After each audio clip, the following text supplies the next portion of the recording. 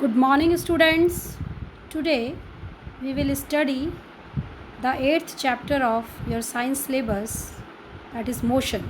It is also first chapter of your physics syllabus of ninth class.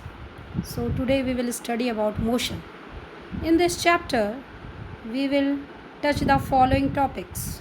First, motion and rest. Then distance and displacement. Third, uniform motion. Fourth, non-uniform motion. After this, speed. Then sixth topic, velocity. Then acceleration. Eighth topic is equations of uniformly accelerated motion. Then next, graphical representation of motion. 10th, distance time graph. Then speed time graph. 12th topic is derivation of equations of motion by graphical method. 13, uniform circular motion. And last, calculation of speed of a body in uniform circular motion. So, one by one we will deal all these topics. So, first of all, we will study about motion and rest. Motion. You all are familiar about motion. Motion is a characteristic feature of living organisms. We all show motion. We all show movement. But in physics, how can we define this term motion? An object is said to be in motion if it changes its position with respect to its surroundings and with time. एक object motion में तब कहलाता है जब वो अपनी surroundings के respect में टाइम के साथ अपनी पोजीशन बदलता है. अगर वो टाइम के साथ अपनी पोजीशन बदल रहा है तब हम ये कहेंगे कि एक ऑब्जेक्ट मोशन में है. So an object is said to be in motion if it changes its position with respect to its surroundings and with time. Examples: moving cars, buses, trains, cricket ball, etc. Second, all the planets revolving around the sun are said to be in motion. Third, molecules of gas in motion above 0 Kelvin. So these all are the examples of motion. So if an object changes its position with respect to time, we will say that that object is in motion. Now, what about rest? When we say that an object is in rest, an object is said to be at rest if it does not change its position with respect to its surroundings and with time. Examples: mountains, buildings, etc. अगर कोई object अपनी surroundings के respect में time के साथ अपनी position नहीं बदल रहा है तब हम कहेंगे वो ऑब्जेक्ट रेस्ट पर है. जैसे बिल्डिंग्स, माउंटेन्स अपनी पोजीशन नहीं बदलते हैं, वो जहाँ होते हैं अपनी वहीं पर ही रहते हैं, स्टेशनरी रहते हैं, तो हम कहेंगे ये ऑब्जेक्ट्स रेस्ट पर हैं. Rest and motion are relative terms.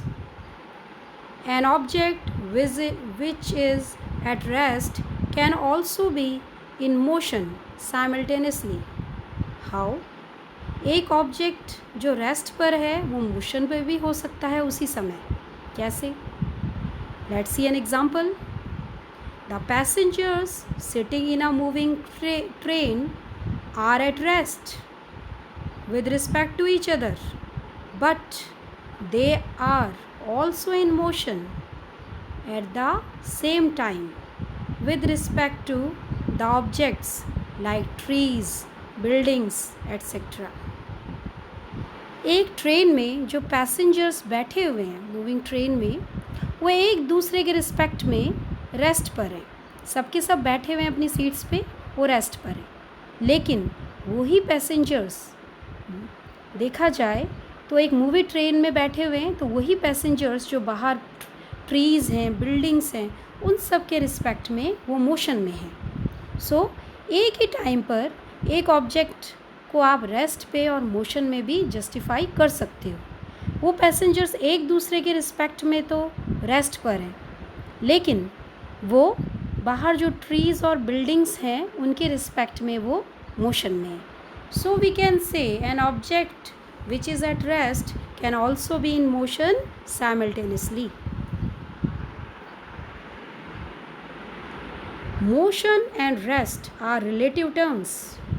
Motion and rest are relative terms. In this picture, you are seeing car and a man, picture of a man.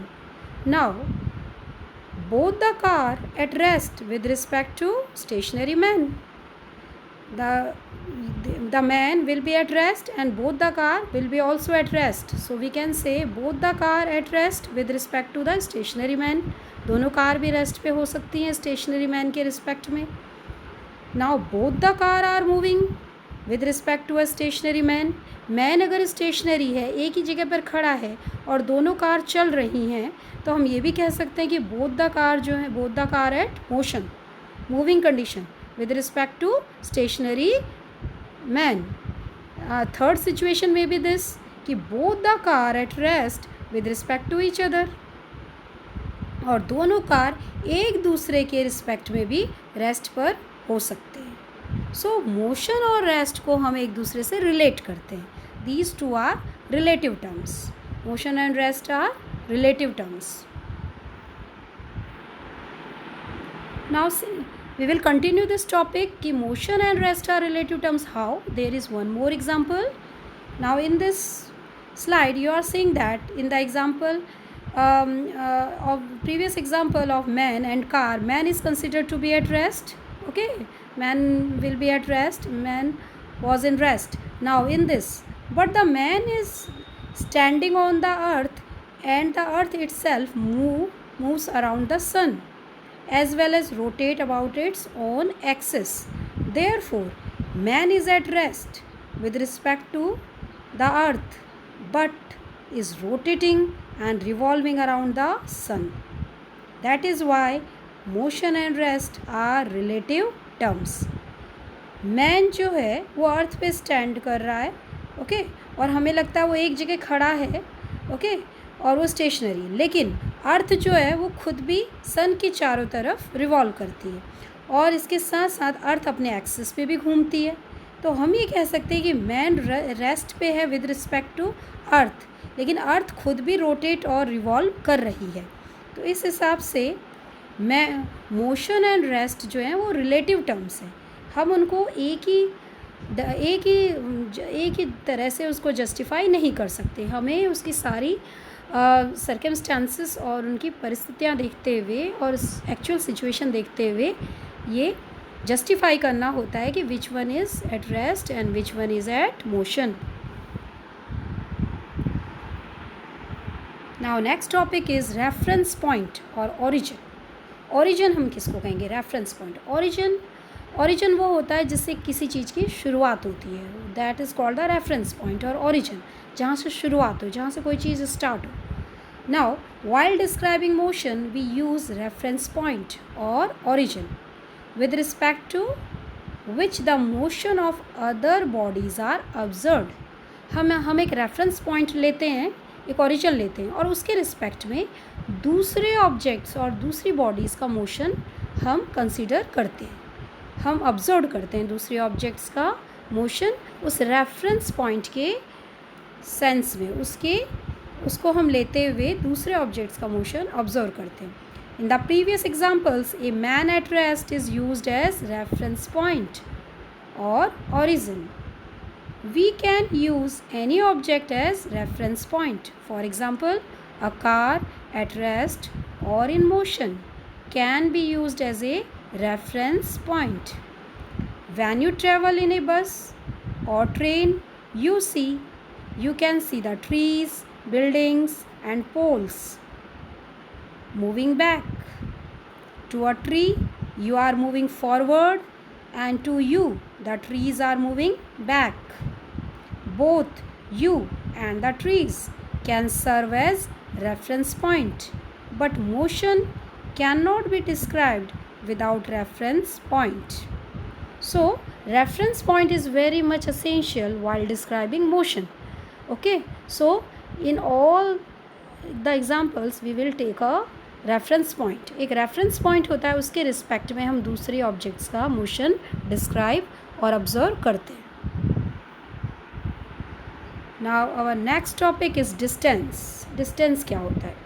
Distance, you all are familiar about distance. You have studied in maths also. Distance simple, you say distance दूरी. Okay, and the SI unit of distance is meter. You all are familiar.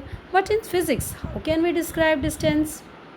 Distance traveled by a body is the actual length of the path covered by it, irrespective of the direction in which the body travels.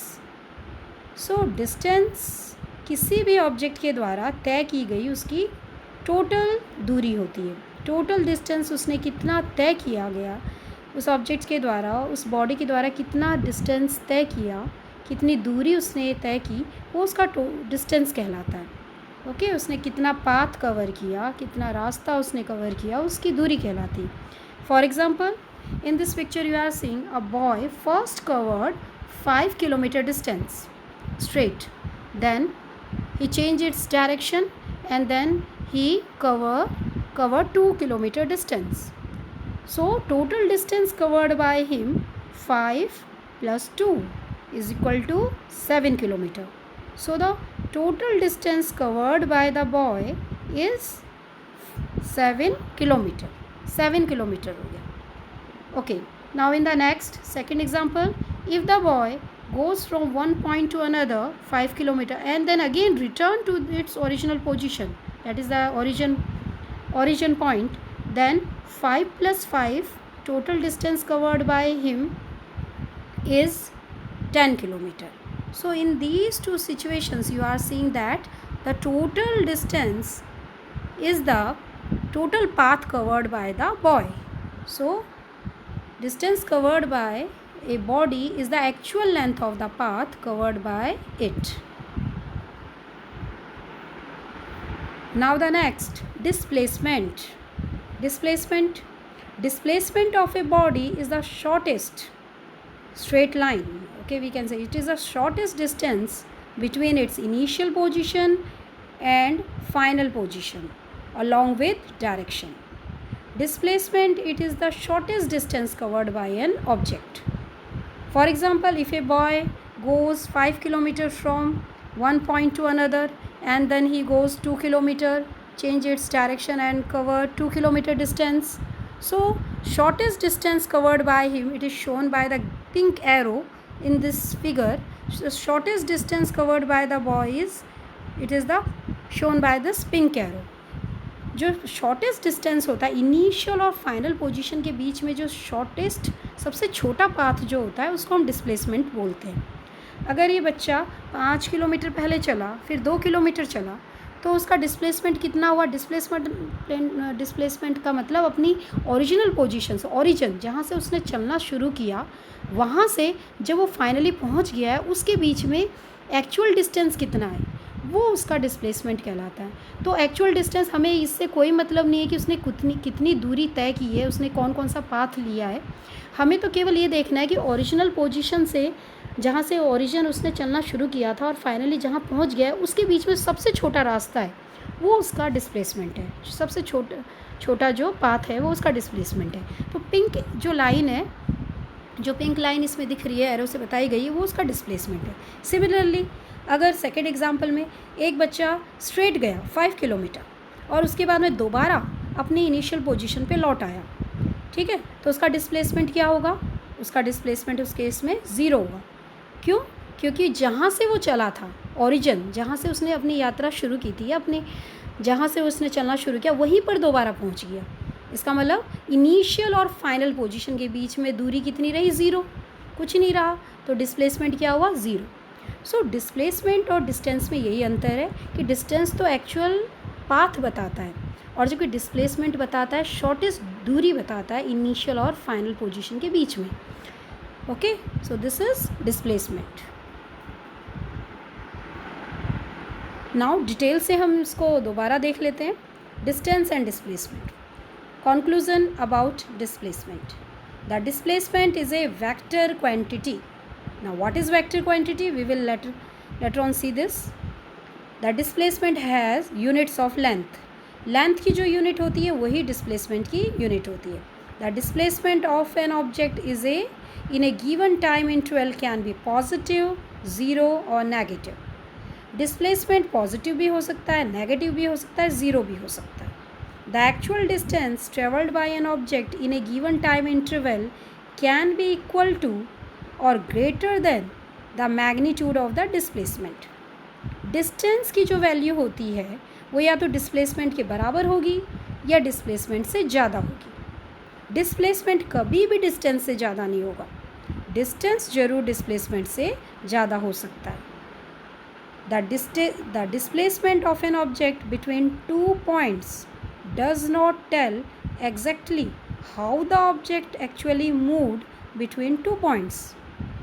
Okay, displacement से कभी हमें ये नहीं पता चलेगा कि actual एक object कितना चला. ओके, डिस्प्लेसमेंट तो केवल इनिशियल और फाइनल पोजीशन के बीच का शॉर्टेस्ट पाथ होता है.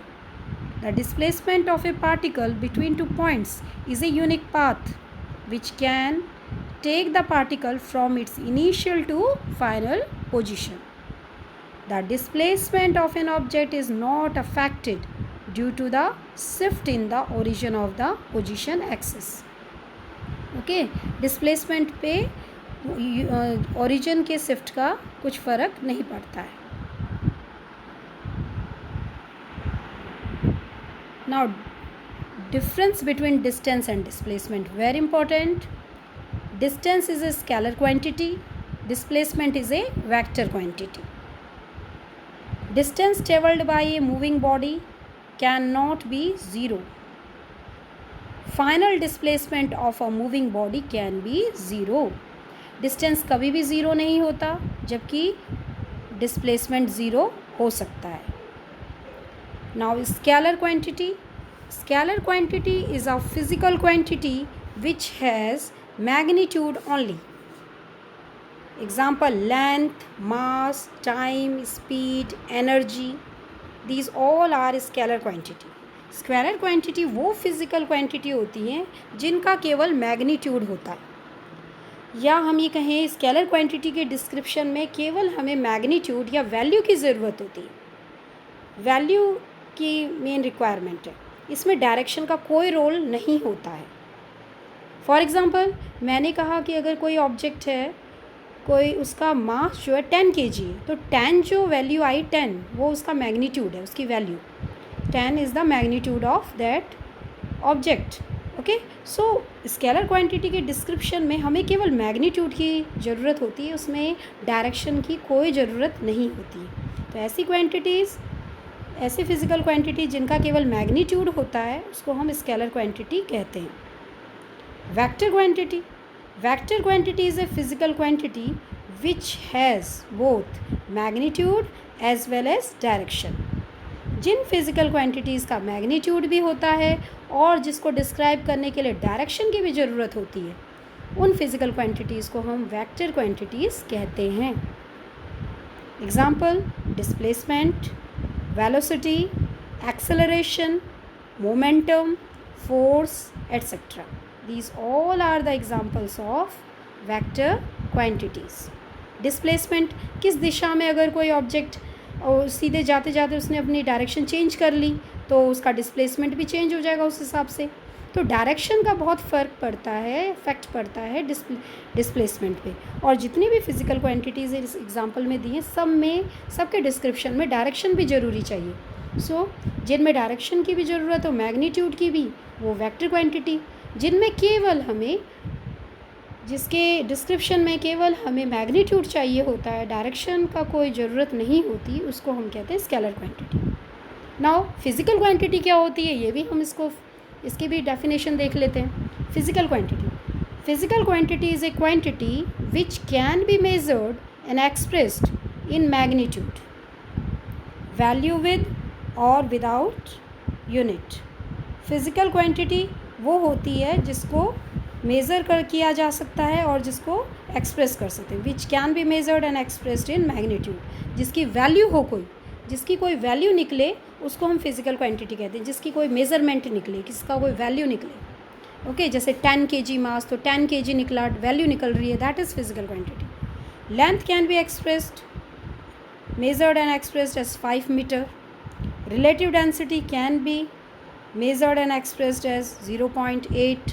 ओके, सो जिसको मेज़र किया जा सके और जिसको एक्सप्रेस किया जा सके मैग्नीट्यूड में, उसको हम कहते हैं फिजिकल क्वांटिटी फिजिक्स में। Okay students, so this is all about the starting of this chapter. Go through all these topics and carefully learn them. Okay, thank you.